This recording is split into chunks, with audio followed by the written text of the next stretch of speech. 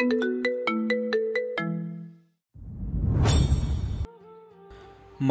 আজ অফিসে সকাল থেকে একটানা কাজ করে যাচ্ছে। এমনকি লাঞ্চ পেরিয়ে পিরিয়ড ব্রেক নেয়নি। আজ একটু তাড়াতাড়ি বাসায় ফিরতে হবে। ওর বাবার প্রেশারটা বেড়েছে। কাল ওর বস আরমান চৌধুরী অফিসের কাজে থাইল্যান্ডে যাবে। 3টার মধ্যে ফাইলগুলো রেডি করে বসের রুমে দিয়ে আসতে হবে। বসের রুমে যখনই যাওয়ার প্রয়োজন হয় তখনই মায়ার বুকটা ঢিপঢিপ করে। মানুষের চোখ যে হায়নার মতো হতে পারে, আয়মান চৌধুরীর চোখ দুটো না দেখলে ওর জানা হতো না। ওই চোখের দিকে তাকালে মায়ার মনে হয় ওর ভিতরটা মনে হয় বস খুব নোংরাভাবে দেখছে। বুকের দিকে চোখ দুটো স্থির হয়ে থাকে। মায়া হিজাব পরে এবং বেশ বড়সড় ওড়না দিয়ে শরীরটা ঢেকে রাখে। তারপরও উনি বুকের দিকেই তাকিয়ে থাকে। কি মজা পান মায়া বুঝে না। টাকার জন্য এই বসগুলোর আন্ডারে কাজ করতে হয়। চাকরি করতে এসে কম অভিজ্ঞতা মায়ার হয়নি। ঢাকা ইউনিভার্সিটি থেকে মার্কেটিংয়ে গ্র্যাজুয়েশন করা মায়াকে চাকরি অনেক দিতে চায়। পাশাপাশি ওর শরীরটাকেও দখলে নিতে চায়। এই 6 মাসে 3টা অফিস বদলালো মায়া। এখানেও কতদিন কাজ করতে পারবে কে জানে। এক বস তো অফিস আওয়ারের পরে ওকে নিয়ে ক্যাফেতে বসে দুঃখের কথা শোনাতে বসে, যাকে এক কথায় বউয়ের বদনাম ছাড়া আর কিছু বলা যায় না। সবার শেষে বলে সারাদিন অফিস করার পর বউয়ের কাছে পর্যাপ্ত সুখ পেতে মন চায়, কিন্তু বউ সেটা বুঝে না। রাতে ফোঁস ফোঁস করে ঘুমায়। মায়া চাইলে তাকে একটু সুখ দিতে পারে।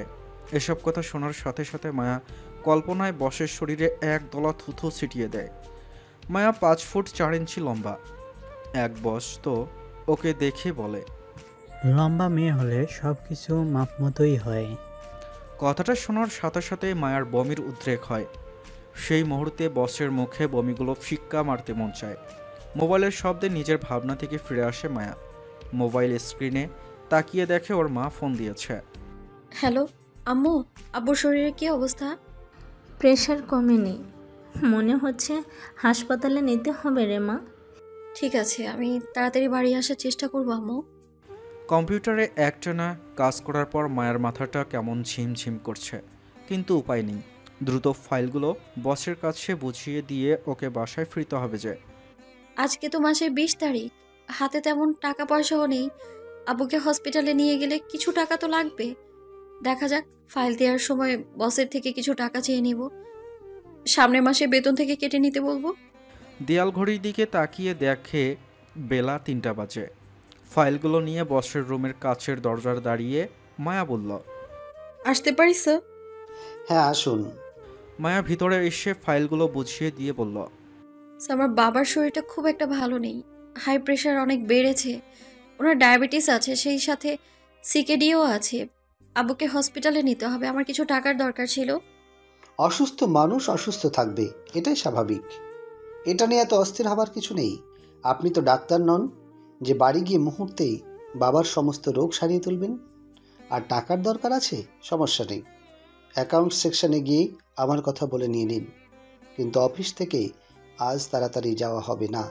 সন্ধ্যার পর আমার কিছু ক্লায়েন্ট আসবে, তাদেরকে আপনার সময় দেওয়ার জন্য থাকতে হবে। ক্লায়েন্টের কথা শুনে মায়ের বুকের ভেতরটা কেমন করে যেন উঠল। এই অফিসে জয়েন করেছে মাস 2 আগে।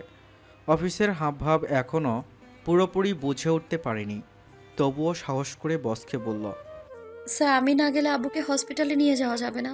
আমাকে যেতেই হবে। স্যার, আমাকে আজকের মতো ছেড়ে দিন। কাল না হয় কাজ আর একটু বেশি করে পুষিয়ে দেব।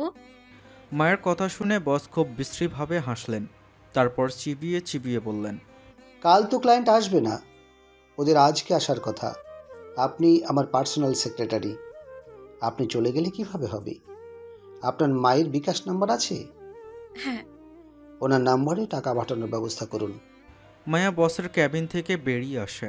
মনে মনে বলল, তোর বাপ মা যখন অসুস্থ হয়ে মৃত্যু শয্যায় কাতরাবে, সেদিন আমার যন্ত্রণা তুই উপলব্ধি করবি। মায়ের চোখ দিয়ে পানি গড়িয়ে পড়ল। ওর ওপর পুরো পরিবারের দায়িত্ব এসে পড়েছে। সে কারণে চাকরির পেছনে ওকে দৌড়াতে হচ্ছে।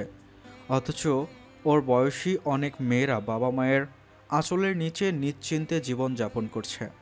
কেউ কেউ চাকরি করছে, কিন্তু ওর তো চাকরি ছাড়া উপায় নাই। এমন অবস্থায় হয়তো পড়তে হয়নি। এই মুহূর্তে ও ছাড়া ওদের সংসারে হাল ধরার কেউ নাই। মায়ার বাবার CKD আছে, মানে দীর্ঘমেয়াদী কিডনি রোগ। এমন অবস্থায় দুটো কিডনি ধীরে ধীরে তাদের কার্যকারিতা হারাতে থাকে। মায়ার পরের বোন ইরাবতী ঢাকা বাংলা কলেজে অনার্স ফার্স্ট ইয়ারে পড়ে। এর পরের ভাই রুবেল সামনেই HSC পরীক্ষা দিবে, আর সবার ছোট ভাই নোবেল SSC পরীক্ষা দেবে। বাবার ওষুধের খরচ, সংসারের খরচ, বাবার পেনশনের টাকা দিয়ে তেমন একটা কিছুই যায় আসে না। টাকা পয়সার চিন্তায় মায়া রাতে ভালো মতো ঘুমাতে পারে না। সকাল হলেই খরচের হিসাবগুলো ওকে গিলতে বসে। অথচ মায়ের বাবা যখন সুস্থ ছিল, 4 ভাই বোন, মা, বাবা সহ ওদের বাড়িটা ছিল জান্নাতের টুকরা। আল্লাহ পাক এত সুখ দিয়েছিলেন ওদের সংসারে। বাবা চাচাদের মধ্যে ওর বাবা ছিল সবার বড়। ওর বাবারা 2 ভাই আর 3 বোন। দাদি যতদিন বেঁচে ছিলেন সবার মাঝে ভালোই নৈকট্য ছিল। দাদি মারা গিয়েছেন 2 বছর হলো। এরপর থেকে মায়ের বাবাও অসুস্থ। এর মাঝে মায়ের বাবা চাকরি থেকে অবসর গেলেন। ওর 2 ফুফু বাবার থেকে বড়, আর 1 ফুফু ছোট। ওর বাবা সরকারি চাকরি করত। এজি অফিসের সিনিয়র অ্যাকাউন্টস অফিসার ছিল। ছোটবেলা থেকে মায়া দেখেছে ওর বাবা সবার প্রতি দায়িত্ব পালন করে গিয়েছে। মায়ার দাদা ওর বাবা চাচাদের অনেক ছোট রেখেই মারা যান। তখন ওর বাবা কেবল ম্যাট্রিক পরীক্ষা দিয়েছিল। হঠাৎ হার্ট অ্যাটাক করে দাদা মারা যান। বড় ফুফু শেফালি বেগমের শুধু বিয়ে হয়েছিল। তখন থেকে ওর বাবা জীবন যুদ্ধে সংগ্রাম করেছে। একদিকে পড়াশোনা করত, আবার টিউশনি করা, পত্রিকা অফিসে লেখালেখি করা, এভাবে অর্থ উপার্জন করত। তারপর মেজ ফুফু বকুলের বিয়ের ব্যবস্থা করে। বড় 2 ফুফু অর্থবিত্তে ভালোই আছে। ওর বাবা নিজের পড়াশোনার খরচ যেমন চালাতো, তেমনি চাচা ওমরের ও ছোট ফুফু যারারও পড়াশোনার খরচ চালিয়েছেন। আজকে মায়ার মনে হয় কি অমানসিক পরিশ্রম ওর বাবাকে করতে হয়েছে। ছোট চাচা খুব বড় চাকরি করে না, কারণ পড়াশোনায় ওর চাচা খুব ফাঁকিবাজি করত। যাই হোক, ওর বাবার চাকরি থাকা অবস্থায় ওর চাচা টাকা পয়সা নিয়ে নিজেকে গুছিয়ে নিয়েছে। সেই টাকা দিয়ে চাকরির পাশাপাশি কাপড়ের দোকানের ব্যবসা শুরু করেছেন। তাই উনিও ভালোই আছেন। ছোট ফুপু জবা একটা প্রমিনেন্ট এনজিওতে রিসার্চ অফিসারের হিসেবে ভালো বেতনে কাজ করছেন। ওদের সবার দিনকাল খুব ভালোই যাচ্ছে। শুধু মায়ার বাবা ওদের সবাইকে নিয়ে সংসার সমুদ্রে হাবুডুবু খাচ্ছেন। এর দায়ভার ওর চাচা ফুপুরা মায়ের ওপর দিয়ে নিজেদের দায়িত্বকে আড়াল করে নিয়েছেন। এখন কালে ভদ্রে ওনারা ফোন দেন, টাকা পয়সা দেওয়ার তো প্রশ্নই আসে না। মায়াও ওর কোনো আত্মীয় স্বজনের কাছেও আশা করে না। নানার দিকে ওর মা 1 বোন, 2 ভাই। মায়ার মা সবার বড়। সংসার করতে এসে তার সীমাবদ্ধতা অনুযায়ী মামাদের সাহায্য করেছেন। তখন 2 মামা পড়ালেখা করত। নানার শরীর স্বাস্থ্য ভালো ছিল না। এখন ওদের দিন ফিরেছে, তবে ওর মাকে সবাই ঝেড়ে ফেলেছে। নানাও বেঁচে নেই। নানিও 1 বছর আগে মারা গিয়েছে। সবাই ওর দিকে আঙ্গুল তোলে। বড় সন্তান হিসাবে এই সংসারের দেখভাল করা ওরই দায়িত্ব। অথচ সবাই ভুলে যায় ও যে একটা মানুষ, তাও আবার মেয়ে মানুষ। এই সমাজের আনাচে কানাচে মানুষরূপী নারী খেকো জানোয়ারগুলো ভদ্রতার মুখোশ পরে ওত পেতে থাকে। মায়া খুব ভালো করে জানে ও চরিত্রে এতটুকু কালিমা লাগলে আত্মীয় স্বজনের তীক্ষ্ণ কথার শুরিতে ওকে কতটা রক্তাক্ত হতে হবে। তাই প্রতিনিয়ত আল্লাহ পাকের ওপর ভরসা করে নিজেকে রক্ষা করার চেষ্টা করে। মায়ার মনটা আজ কু ডাকছে। মায়ের নাম্বারে টাকা পাঠিয়ে ওর বাবাকে হাসপাতালে নিতে বলে কাজে মন দিল, কিন্তু কাজ যেন ওর হাতে উঠছে না। এমন সময় বস আরও একটা ফাইল পাঠিয়ে দিয়ে কম্পিউটারে টাইপ করতে বললেন। এদিকে আস্তে আস্তে পুরো অফিস খালি হতে শুরু করলো। একসময় অফিসের পিয়নটা মায়ার দিকে তাকিয়ে বলল, ম্যাম, আপনারে তো স্যার মনে হয় আজকে ছাড়বো না। চাবি আপনার কাছে জমা দিয়া আমারে চইলা যাইতে বলল, নিজেরে সাবধানে রাখেন। মতিনের কথাগুলো মায়ার কানে অদ্ভুত শোনালো। এদিকে আকাশেও ভীষণ মেঘ করেছে। মনে মনে মায়া দোয়া দরুদ পড়তে লাগলো। ল্যান্ডফোনটা বেজে উঠল। নিশ্চয়ই বস ফোন দিয়েছে। রিসিভ করতেই আরমান চৌধুরী বললেন, নোটবুকটা নিয়ে আমার কেবিনে আসুন। মায়া বসের রুমে যাওয়ার আগে ওয়াশরুমে গিয়ে হিজাব খুলে চুলগুলো চিরুনি করে একটা খোপা বেঁধে নেয়। মাধুলি থেকে কেনা পিতলের খোপার কৌটাটা খোপায় ঢুকিয়ে নেয়। এরপর হিজাব আবার মাথায় জড়িয়ে নেয়। জানালা দিয়ে বাইরে তাকিয়ে দেখে আকাশে কালো মেঘ করেছে। কয়েকদিন বেশ গরম পড়েছিল। আকাশে মেঘের ঘনঘটা দেখে মায়ার মুখে দুশ্চিন্তার ছাপ পড়ল। পুরো অফিস খালি, তার ওপর মেঘের গর্জন। মায়া মনে মনে ভীষণ ভীত হয়ে পড়ল। মায়া দোয়া দরুদ পড়ে নিজের বুকে ফু দিয়ে কাছের দরজা ঠেলে বসের কেবিনে প্রবেশ করে। কিন্তু কেবিনের রুমের ভেতর কটু গন্ধে মায়ার শরীরটা গুলিয়ে ওঠে। বসের হাতে মদের গ্লাস দেখে মায়ার মুখটা ফ্যাকাশে হয়ে যায়। সেদিকে তাকিয়ে বস আরমান চৌধুরী বললেন, আপনি আমাকে ভয় পাচ্ছেন কেন? সামনের চেয়ারটায় বসুন, আমি ডিকটেশন দিচ্ছি, আপনি লিখে ফেলুন।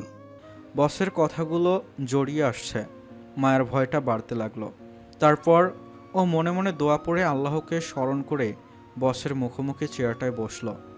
আরমান চৌধুরী বলতে শুরু করলেন, মায়াও লেখা শুরু করলো। একসময় লেখা শেষ হয়। মায়া নিজের চেয়ার ছেড়ে তাড়াতাড়ি উঠে এই কেবিন রুম থেকে বের হতে চায়। হঠাৎ ওর ওড়নায় টান পড়ে। ওড়নাটা মাটিতে পড়ে যায়।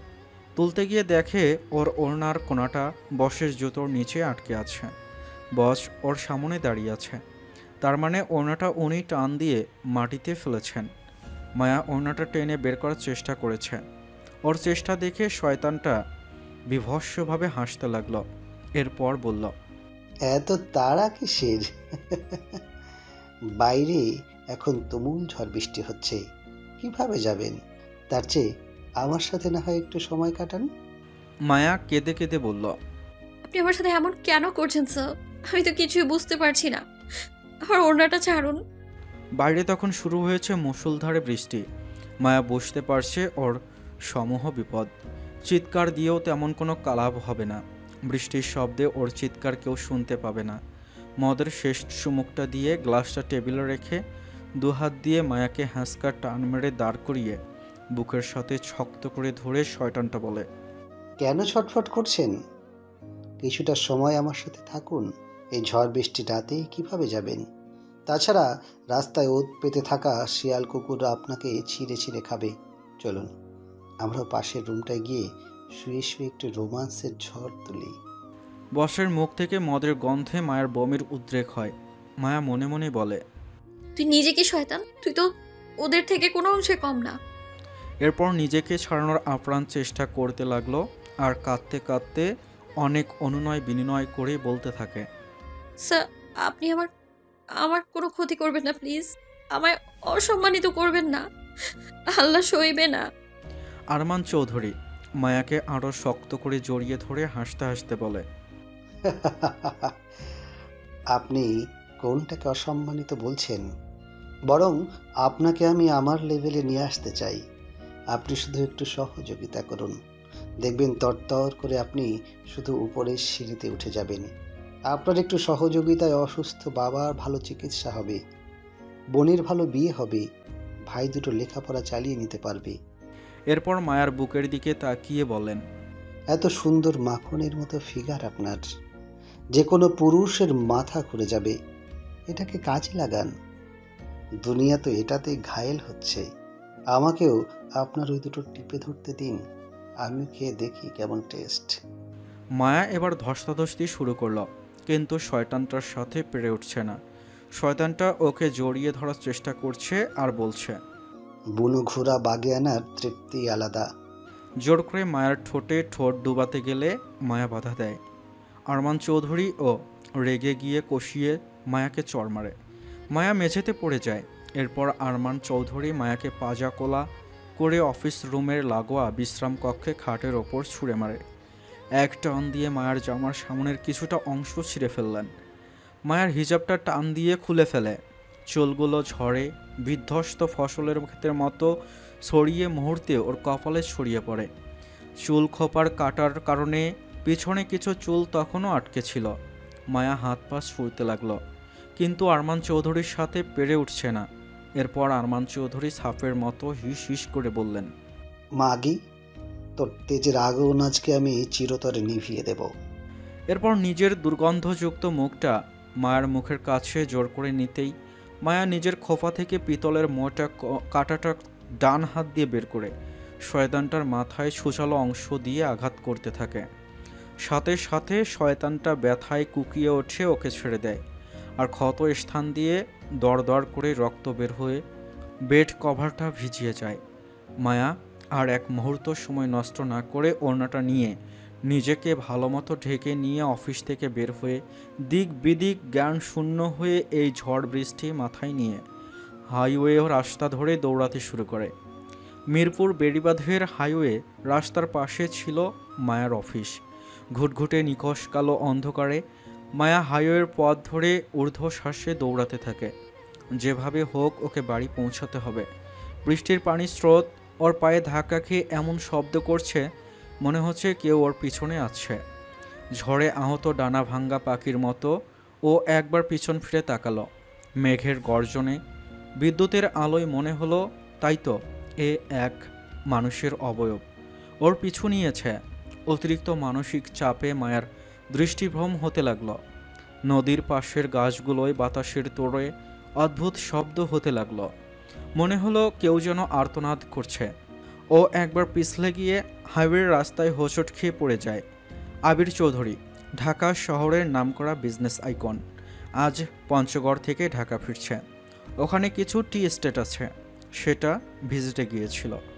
সকালে ফোন আসে দাদি জিন্নাতুন নেছা প্রচণ্ড অসুস্থ হয়ে পড়েছেন, ওনাকে হাসপাতালে নেওয়া হয়েছে। খবরটা পেয়েই ঢাকার পথে রওনা দিয়েছে আবির। পুরোটা পথ ভালোই এসেছে। ঘরের কাছে এসেই ঝড় বৃষ্টি শুরু হলো। জ্যাম এড়ানোর জন্য মিরপুরের বেড়িবাঁধের পথটাই বেছে নিল, আর তাড়াতাড়ি পৌঁছানো যাবে। হঠাৎ গাড়ির সামনে কি যেন এসে পড়ল।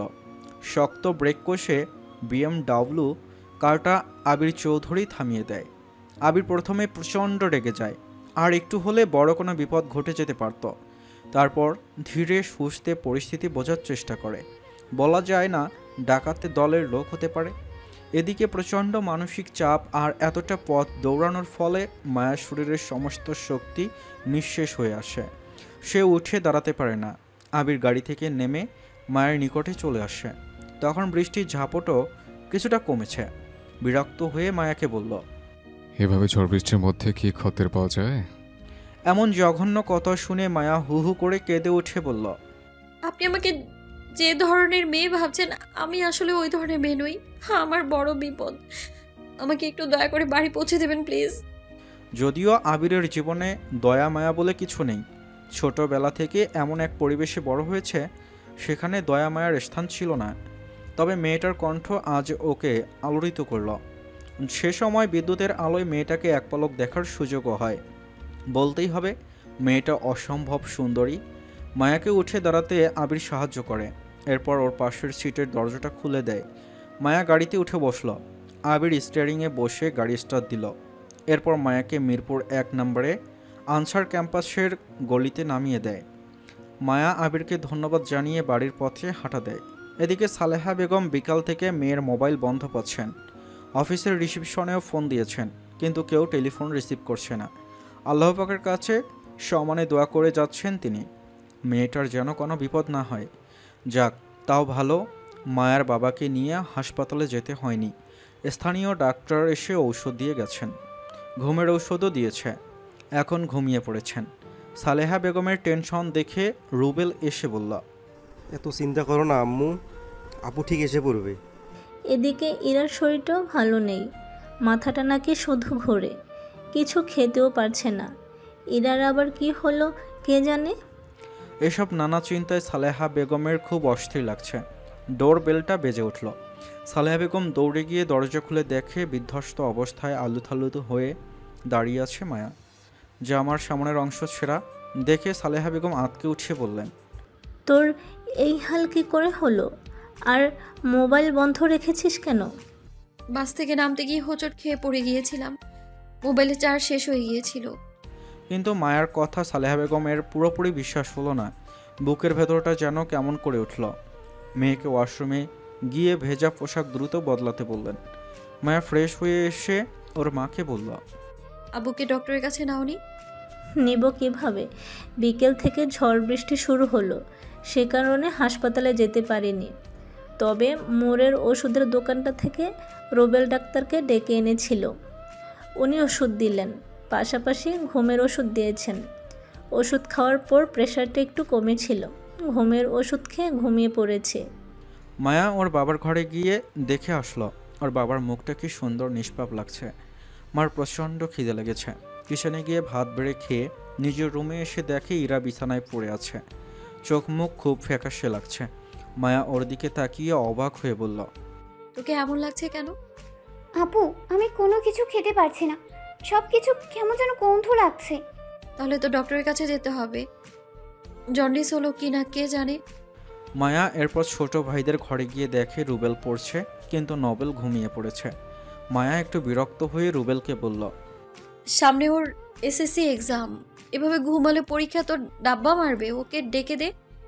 মায়া ওখানে আর দাঁড়াতে পারল না। মাথার ভিতর অদ্ভুত যন্ত্রণা শুরু হয়েছে। নিজের রুমে এসে বিছানায় শরীরটা এলিয়ে দিয়ে ইরাকে বলল, আমার খুব ক্লান্ত লাগছে, মাথায় যন্ত্রণা হচ্ছে, ঘুমিয়ে গেলে আমায় আর ডাকিস না। ঠিক আছে আপু। মায়ার শুয়ে পড়ার সাথে সাথেই ঘুমাতে পারল না। ওর বসের করা জঘন্য নোংরা আচরণগুলো মনে হতেই শিউরে উঠল মায়া। আল্লাহ পাকের কাছে এই শুকরিয়া আদায় করে শেষ করতে পারবে না। আল্লাহ পাকের রহমত ছিল বিধায় এই যাত্রায় ও মান সম্মান নিয়ে ফিরতে পেরেছে।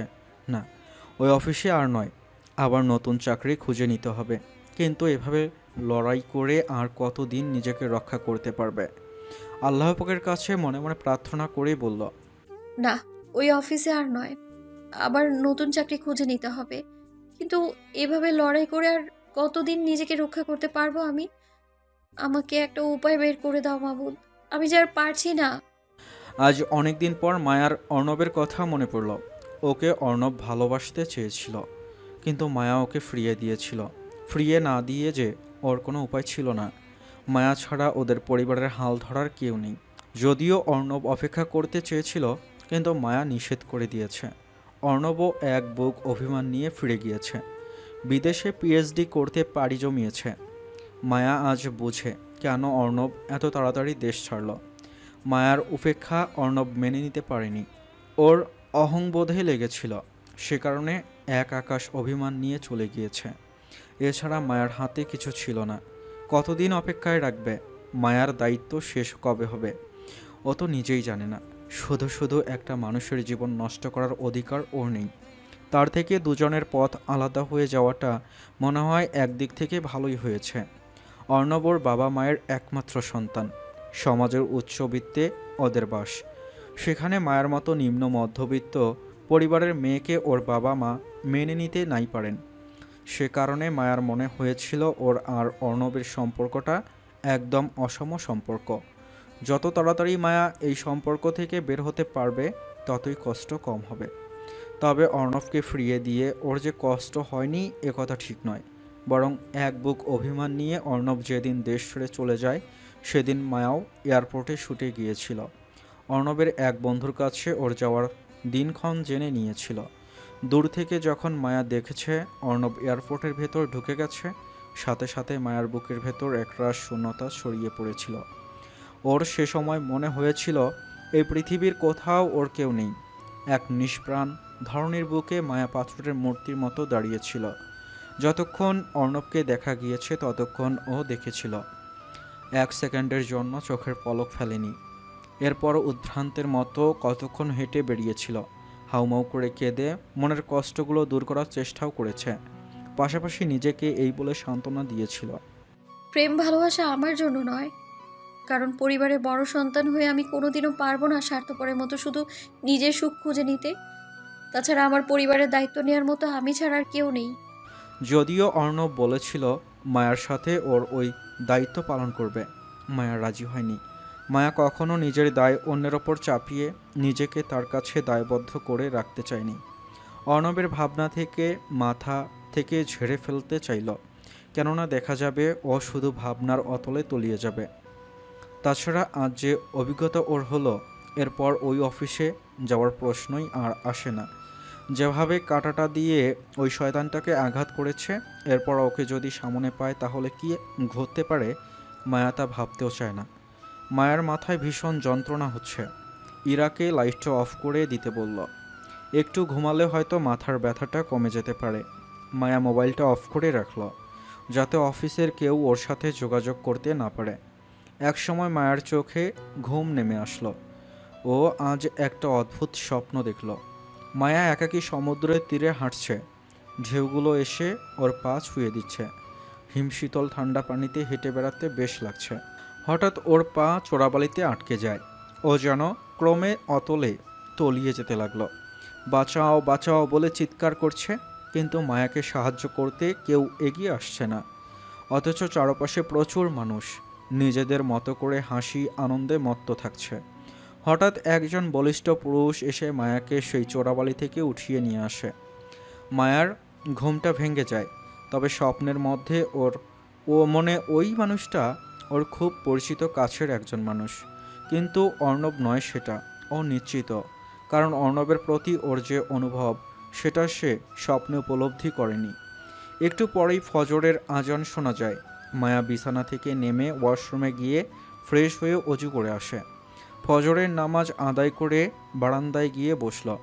গতকাল বৃষ্টি হওয়াতে আজকের সকালের বাতাসটা ওর কাছে দূষণ মুক্ত মনে হচ্ছে। সালেহা বেগম নামাজ আদায় করে বারান্দায় এসে মেয়ের পাশে বসেন। কালকের ঘটনার রেশ এখন ওনার মাথায় ঘুরপাক খাচ্ছে। বিশেষ করে যখনই মেয়ের জামাটার সামনের ছেঁড়া অংশটা চোখের সামনে ভাসছে, তখনই ওনার অস্থিরতা শুরু হয়। মায়া ওর মায়ের শারীরিক ভাষা দেখে বুঝতে পারে ওর মা কালকে ওর জামা ছেঁড়াটার কথাটা আবার তুলবে। সে কারণে মাকে ব্যস্ত রাখতে বলল। আম্মু আমাকে এক কাপ চা দিতে পারবে? সালেহা বেগম কথাটা আর জিজ্ঞাসা করতে পারেন না, চা বানাতে কিচেনে চলে যান। নোবেলের হাতে মায়ার জন্য চা পাঠিয়ে দিয়ে সালেহা বেগম ইশাক সাহেবের ঘরেই ঢুকে পড়েন। মায়ার বাবা বেশ সকালেই উঠে পড়েন। সালেহা বেগম ভীষণ আন্তরিকতার সহিত ইশাক সাহেবের দাঁত ব্রাশ করা থেকে শুরু করে ওয়াশরুম সব করে দেন, পোশাক বদলে দেন।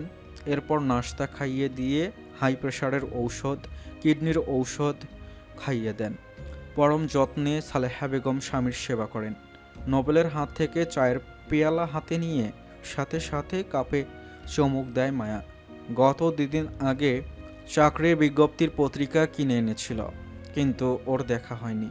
সে কারণে চায়ের কাপে চুমুক দিয়ে পত্রিকাটা চোখের সামনে মেলে ধরে। ওখানে একটা অভিনব বিজ্ঞাপন দেখতে পায়। চুক্তির বিয়ে, আলোচনার সাপেক্ষে দেনমোহর ঠিক করা হবে। দেনমোহরের অর্ধেক জীবনের টাকা কন্ট্রাক্ট পেপারে সই করার আগে বুঝিয়ে দেওয়া হবে। যোগাযোগের ঠিকানা মোবারক মিয়া, ফোন নং নীলাম্বরী কর্পোরেশন। নামটা বড় অদ্ভুত। মায়া একটু অবাক হয়। এরপর গুগলে সার্চ দিয়ে অফিসটা সম্পর্কে জেনে নেয়।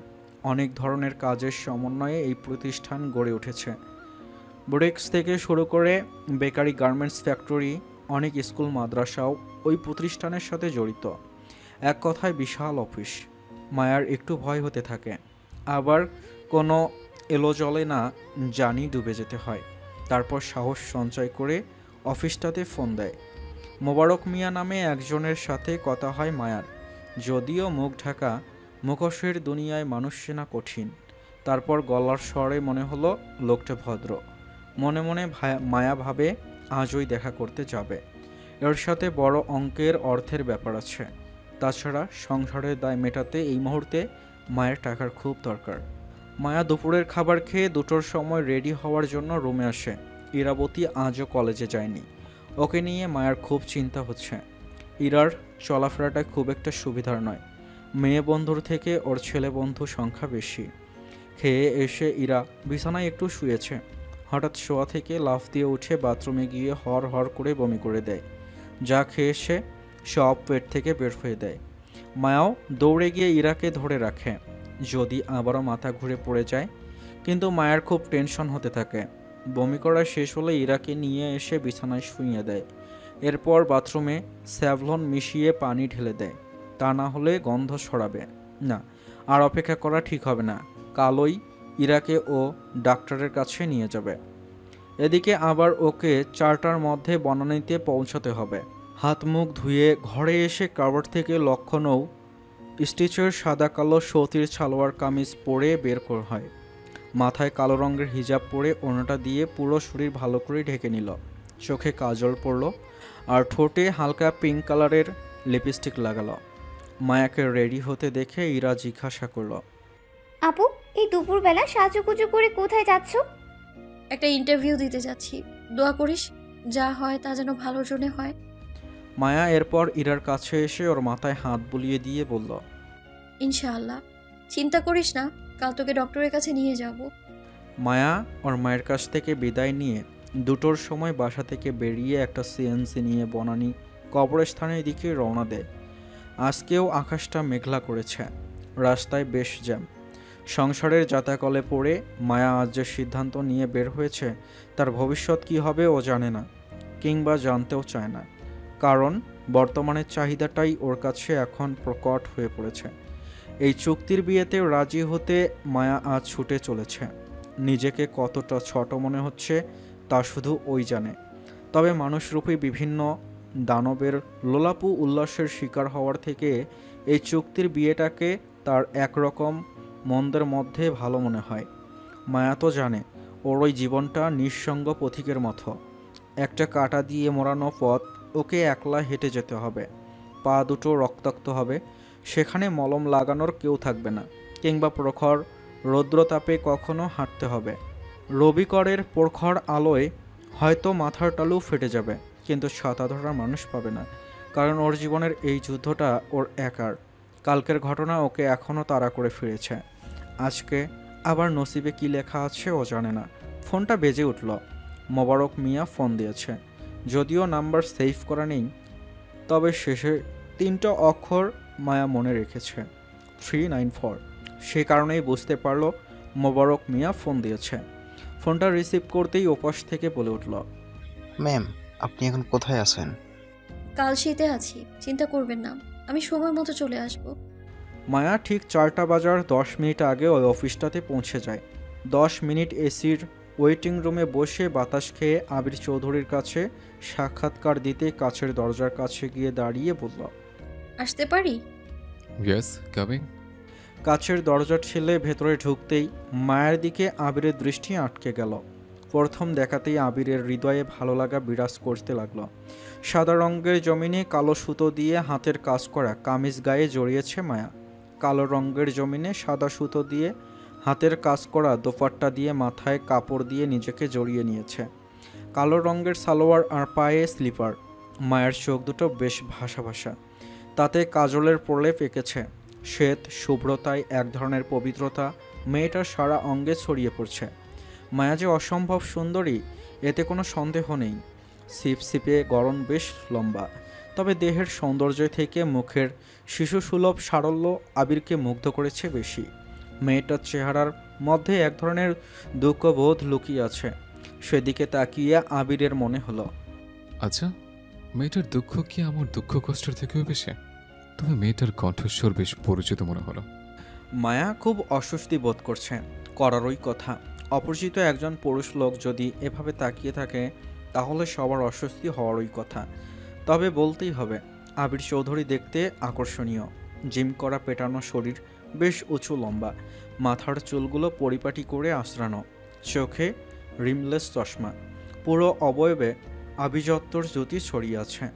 পরনে কালো ব্লাজারের সাথে ফেডেড ব্লু ডেমিন। বয়স 30-এর ওপর হবে। মানুষটার চোখ দুটো অদ্ভুত সুন্দর, এক ধরনের সম্মোহনী শক্তি রয়েছে। এক পলক তাকিয়ে থাকলে ওই চোখের নেশায় যে কেউ পড়ে যাবে। আবিরের শরীর থেকে পারফিউমের করা মিষ্টি সুবাস অফিস রুমটাতে ছড়িয়ে পড়েছে। সুবাসটা বেশ পরিচিত। মায়া গলা খাকারি দিয়ে রিনরিনে কণ্ঠে বলল, আমার নাম মায়াবতী। আবির মায়াবতী নামটা শুনে মনে মনে বলল, মায়াবতী নামের সার্থকতা আছে বটে।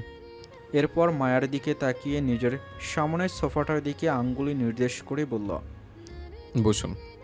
মায়া নিজের আসন গ্রহণ করে রুমের চারপাশটায় একবার চোখ বুলিয়ে নেয়। যা চকচকে ফার্নিচার দিয়ে সাজানো, 5 স্টার হোটেলের ভিআইপি রুম বললেও কম হবে।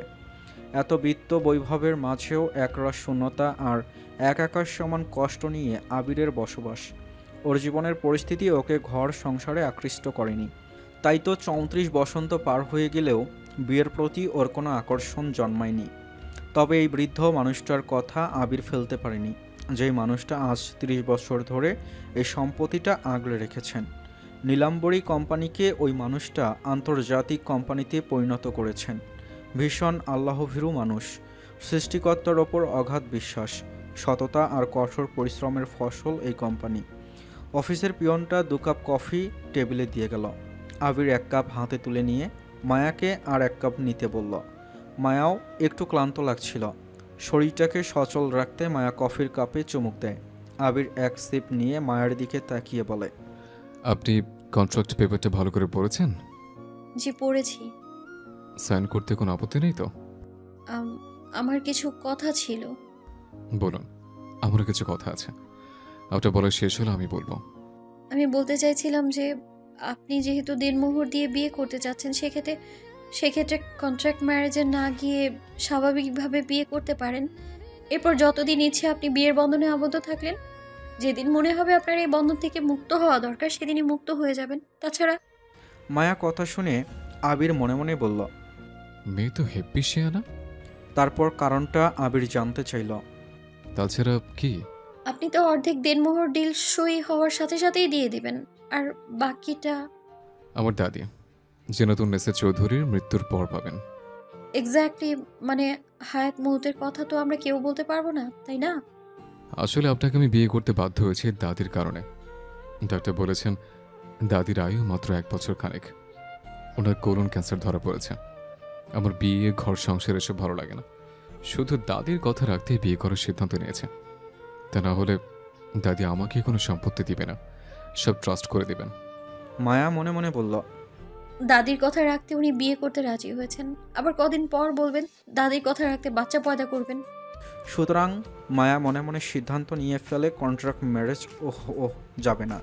বেটা তো ওকে বিয়ে করে শত কোটি টাকার সম্পদ হাতিয়ে নিবে। তাহলে মায়াকে বিয়ে করতে সমস্যা কোথায়?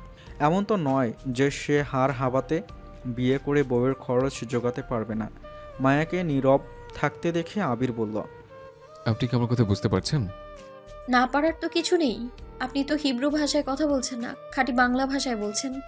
তারপরেও আমি ভাবছি অনেক সময় মিরাকেল ঘটে যায়, মানে আপনার দাদি যদি মারা না যান। আবির একটু চটে গিয়ে বলল। আচ্ছা, আপনি তো জেনে এসছেন এটা চুক্তির বিয়ে, তাহলে এত মাথা কাটাচ্ছেন কেন? সই করলে করুন, নাহলে রাস্তা মাপুন। ভাত ছিটালে কাকের অভাব হয় না। মায়া খুব অপমানিত বোধ করল। ও শটান করে সোফা থেকে উঠে দাঁড়িয়ে বলল। আপনি জানতে চেয়েছিলেন আমার কিছু বলার আছে কিনা। যা বলার ছিল বলেছি। যদি আপনি মানেন তাহলে আমি সাইন করব, আর না হলে সম্ভব নয়। আসছি আমি। কথা বলেই মায়া কেবিন রুম থেকে বেরিয়ে যায়। বাইরে তখন মুষলধারে বৃষ্টি শুরু হয়েছে। মোবারক মিয়া মায়ার দিকে তাকিয়ে বললেন, একটু বসুন, বৃষ্টিটা কমে গেলে একটা সিএনজি ডেকে দেব। এমন সময় মোবারক মিয়াকে আবির চৌধুরী ডেকে পাঠালো।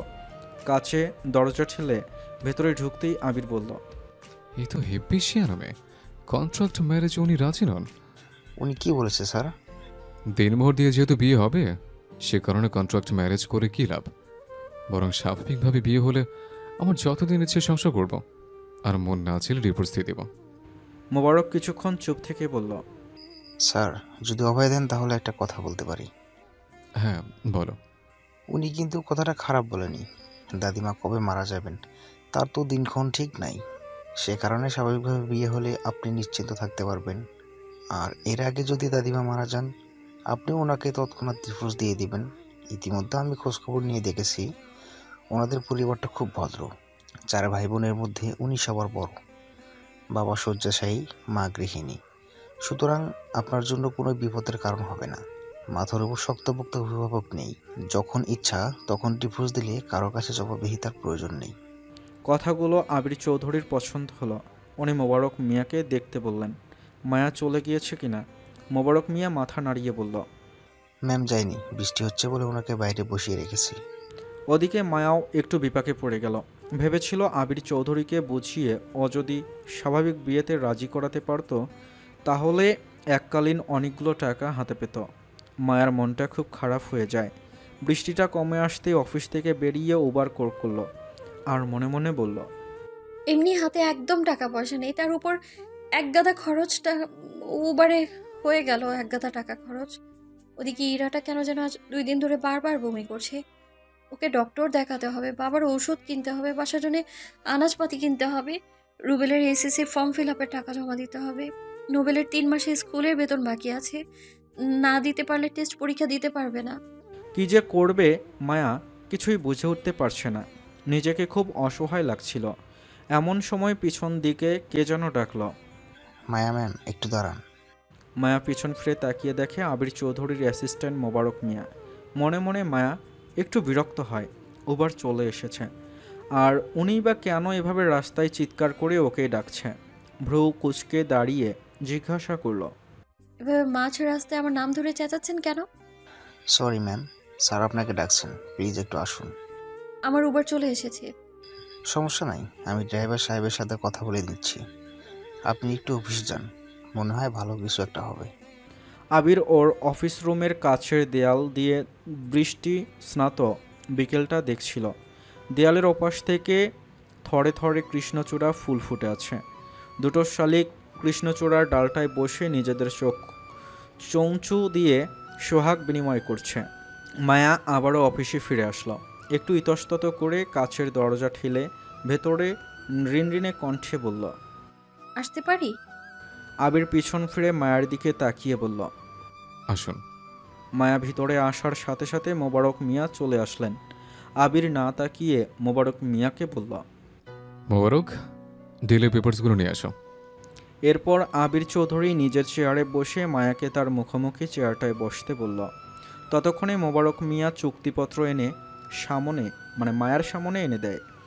মায়ার চাওয়া মতো ডিলের পেপারসে কন্ট্রাক্ট ম্যারেজ কথাটাও ওরা রাখেনি, এটা বিয়ের নর্মাল কাবিননামা। বিষয়টা মায়ের খুব ভালো লাগলো, তবে উসুল 10 লাখ টাকা লেখা আছে। মায়া ইতিউতি করতে লাগলো। সেদিকে লক্ষ্য করে আবির বলল, সমস্যা কি? আপনার শর্ত তো মেনে নিয়েছে। পরশু শুক্রবার গাড়ি পাঠাবো দুপুর 2টোর সময়। আপনি একদম রেডি হয়ে থাকবেন। কাজীকে বলা আছে আমি ঠিক 3টায় কাজে অফিস যাব। সেখানে বিয়ের কাজ শেষ করে 4টার মধ্যে বাসায় চলে আসবো। 4:30টায় দেশের বাইরে অনলাইনে আমাকে একটা মিটিং অংশ নিতে হবে। আমি ঘড়ি ধরে চলতে পছন্দ করি। একটা কথা জানার ছিল। জি বলুন। আপনার এই সিদ্ধান্তের কথা বাসায় আপনার বাবা মা জানেন? না, আমি কাউকে জানাতে চাইছি না। তাহলে আপনি বিয়ের পর আমার বাসায় কিভাবে থাকবেন? সে ভাবনা ভেবেছি আমি বাসায় সবাইকে বলবো ঢাকার বাইরে আমার চাকরি হয়েছে। এটা ছাড়া আর কিছুই বলার নেই, কেননা এইভাবে বিয়ে হওয়াটা আমার বাবা মা কেউ মেনে নেবে না। তারপরও মায়া কাবিননামায় সই করছিল না দেখে আবির বলল, এখন কি সমস্যা? মায়া মনে মনে ভাবল, পেটে খিদে মুখে লাজ রেখে লাভ নেই, তাই বেশ স্পষ্ট করেই বলল, আমি উসুলে 10 লাখ টাকা এখনো বুঝে পাইনি।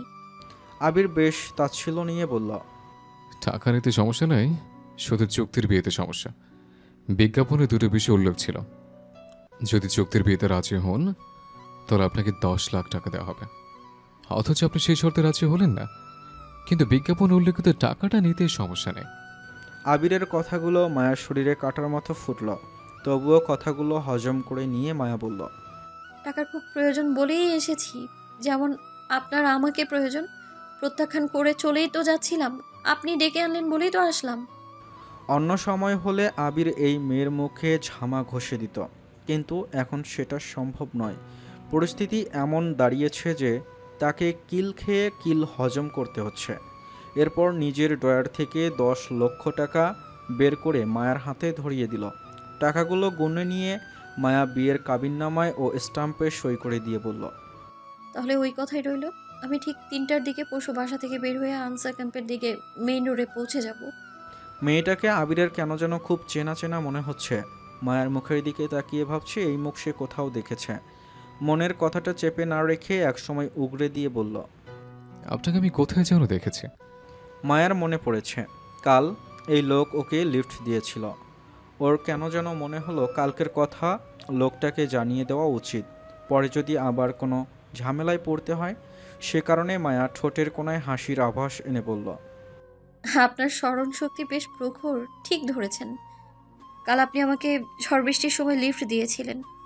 আবির খুব জানতে ইচ্ছে হলো মায়া কেন ওই ঝড় বৃষ্টির রাতে ওই রাস্তা দিয়েই দৌড়াচ্ছিল। কৌতূহল বশত আবির জিজ্ঞাসাও করল, যদি কিছু মনে না করেন একটা কথা জানতে চাইছিলাম। বলুন। কাল ওই সময় আপনি ওখানে কেন গিয়েছিলেন? বলতে সমস্যা নেই, তবে অন্য আরেকদিন বলবো। এখন আমায় একটু তাড়াতাড়ি বাসায় ফিরতে হবে, আকাশটা আজকেও মেঘাচ্ছন্ন। এতগুলো টাকা নিয়ে সিএনজি করে যাওয়া ঠিক হবে না। মোবারক সাহেব আপনাকে বাড়িতে পৌঁছে দিয়ে আসবেন। না, আমি একাই যেতে পারবো। আবির একটু ধমক দিয়ে বলল। বললাম তো মোবারক আপনাকে বাড়িতে পৌঁছে দেবে। এক কথা বাবরে বলে পছন্দ করি না আমি। মায়া প্রচণ্ড অবাক হলো। এখনও তো বিয়ে হয়নি, তাতেই খবরদারি করতে শুরু করেছে।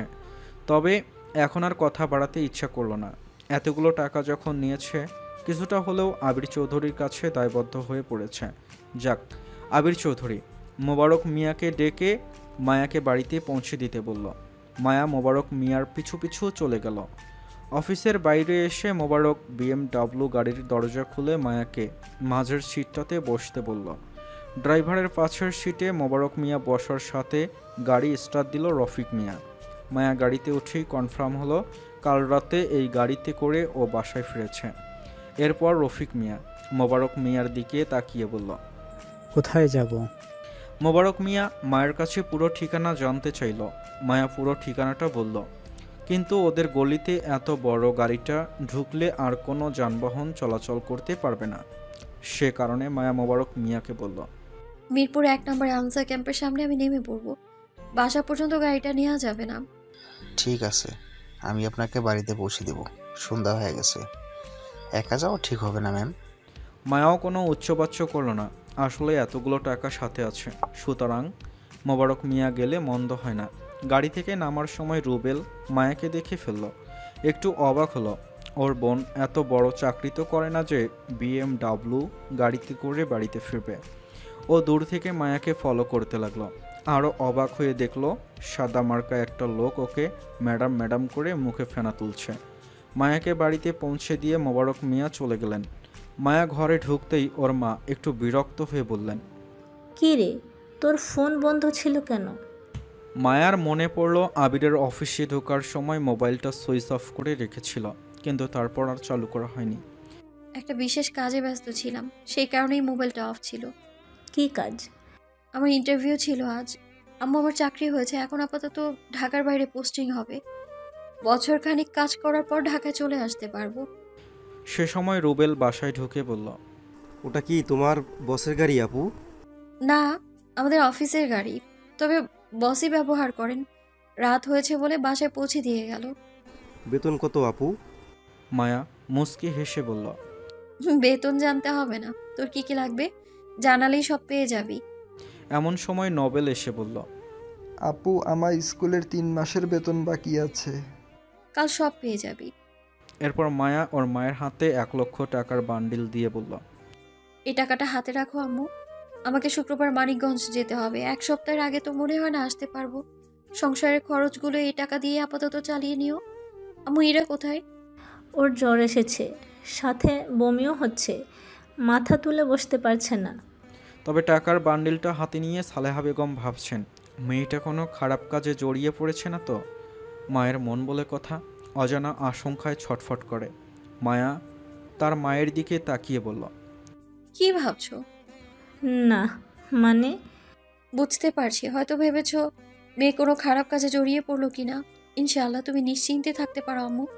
আমি এমন কোনো কাজ করব না যা আমার ধর্মের সাথে সাংঘর্ষিক, আর তোমাদেরও সম্মানহানি করব না আমি। এই টাকাটা 100% হালাল। এরপর মায়া ওর মায়ের সামনে থেকে সরে পড়ল। যদি মুখ ফসকে কিছু কথা বেরিয়ে যায়, তখন তা সামলানো মুশকিল হয়ে যাবে। মায়া নিজের রুমে এসে দেখে আসলেই ইরার শরীর খুব খারাপ। ওরা 2 বোন এক রুমেই থাকে। ইরাকে এভাবে নির্জীব হয়ে বিছানায় পড়ে থাকতে দেখে মায়া খুব চিন্তায় পড়ে যায়। ও মনে মনে ঠিক করলো আগামীকালই ইরাকে ডাক্তার দেখাবে, এছাড়া ওর আর সময় হবে না। ইরার দিকে তাকিয়ে মায়া বলল, কি খাবি বল? আপু, আমি কোনো খাবারের গন্ধই নাকে নিতে পারছি না, কুলিয়ে উঠছে। ঠিক আছে, কালই তোকে ডক্টরের কাছে নিয়ে যাব। আমারও মনে হচ্ছে ডাক্তারের কাছে যাওয়া উচিত। পরদিন খুব ভোরে উঠে মায়া ইরাকে নিয়ে বের হয়। ইরাকে বাইরে দাঁড় করিয়ে রেখে ও ব্যাংকের ভেতরে প্রবেশ করে। ওর কাবিনের বাকি 8 লক্ষ টাকা ব্যাংকে জমা দেয়। মাকে 1 লক্ষ টাকা দিয়েছে, আর আজকে 1 লাখ নিয়ে বের হয়েছে। ইরাকে নিয়ে টেনশনে আছে, কী কাহিনী যে ঘটিয়েছে কে জানে। ব্যাংকের কাজ গুছিয়ে ইরাকে নিয়ে সোহরাওয়ার্দী হাসপাতালে যায়। ওখানে পরীক্ষা নিরীক্ষার পর ডাক্তার মায়াকে জানায় ইরা মা হতে চলেছে। একথা শুনে মায়া বজ্র হাতের মতো ডাক্তারের দিকে তাকিয়ে থাকে। নিজের মনকে প্রবোধ দেয় সে হয়তো ভুল শুনেছে। তারপর আবারও সাহস সঞ্চয় করে ডাক্তারকে বলল, ম্যাম আপনার কোথাও ভুল হচ্ছে, ওর তো বিয়েই হয়নি এখনো, তাহলে মা হবে কি করে? ভুল আমার নয়, আপনার হচ্ছে। বিয়েই হয়নি তবুও মা হলো কি করে, তা আপনার বোনকে জিজ্ঞাসা করুন। ইরা মায়ের সামনে মাথা নিচু করে বসে আছে। মায়ের পুরো পৃথিবী দুলে উঠছে। ওর চোখের দৃষ্টি ঝাপসা হয়ে আছে। কানের ভেতর মনে হচ্ছে কোনো ডাস মাছি ভনভন করছে। ও ইরাকে নিয়ে টলতে টলতে চেম্বার থেকে বেরিয়ে আসে। এরপর ইরার দিকে তাকিয়ে কঠিনভাবে জিজ্ঞেস করে, তোর এই সর্বনাশ কে করলো? ইরা এরপরও চুপ করে থাকাতে মায়া কষে ওর গালে থাপ্পড় মারল। এতে হাসপাতালের লোকজন এসে মায়াকে বলে, এখানে কোনো সিন ক্রিয়েট করবেন না, যা করার বাইরে গিয়ে করুন। মায়া ওকে নিয়ে হাসপাতাল থেকে বের হয়ে আসে। এরপর ওর দিকে তাকিয়ে বলে, এখন চুপ করে থাকার সময় নয়। তুই কি কারোর সাথে সম্পর্কে জড়িয়েছিস? ইরার ঠোঁট কাঁপছে, চোখ দিয়ে টপ টপ করে অশ্রু গড়িয়ে পড়ছে, মাথার শিরাগুলো দপদপ করছে। নিজেকে সামলে মাথা নাড়িয়ে বলে, হ্যাঁ। তার পরিচয় কি? জাওয়াদ ওর নাম। আমাদের কলেজ মার্কেটিং ডিপার্টমেন্টের অনার্স 3rd ইয়ারে পড়ে। এই কাহিনী কিভাবে ঘটলো? ওর সাথে একদিন রুম ডেট করেছিলাম আমি। আমরা নিজেদের কন্ট্রোল করতে পারিনি। বিয়ের আগে রুম ডেট করতে গিয়েছিলে কেন তুই? এখন তার ফল হাড়ে হাড়ে ভোগ কর। তুই এই পাপ কাজ কিভাবে করলি? এখন তো পাপের ফল ভোগ করতেই হবে। এই বাচ্চা রাখা যাবে না, এই বাচ্চা রাখা যাবে না। আমি ডক্টরের সাথে কথা বলে অ্যাবর্শন করার ব্যবস্থা করছি। ইরা কেঁদে কেঁদে বলল, আপু, আমি অ্যাবর্শন করাতে চাচ্ছি না। ওকে, ভালো কথা। তাহলে জাওয়াদকে বল তোকে বিয়ে করতে।